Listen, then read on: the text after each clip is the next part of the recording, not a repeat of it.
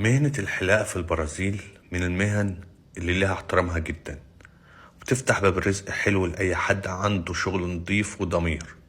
الصالون هنا لو في منطقة متوسطة ممكن تكلفته تكون من 20 ل30 ألف ريال برازيلي.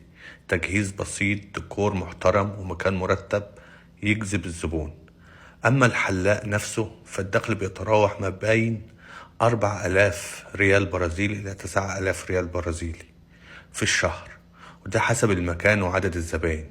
في ناس شغالة بالنسبة، يعني بياخدوا نسبة على كل قصة شعر أو خدمة بيعملوها، وده نظام موجود في أغلب الصالونات هنا.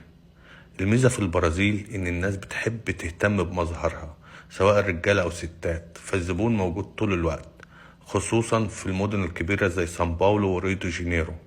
يعني لو أنت عندك شطارة ونفس طويل في الشغل ممكن تبدأ صغير وتكبر بسرعة. مهنة الحلاقة هنا مش بس شغل، دي باب رزق محترم ومضمون لو عرفت تمشي صح. تحياتي لكم جميعا، واستنونا في فيديو جديد إن شاء الله على أهم المهن الموجودة في البرازيل. وما تنسوناش في تعليق ولايك وشير، وكمان عالم السفر معاكم تدعمكم بالمعلومات، واللي محتاجين دعوات أو استقبال في المطار، تجهيز ورق، تقديم ملف، يتواصل معي على الواتساب. تحياتي لكم جميعا، في أمان الله.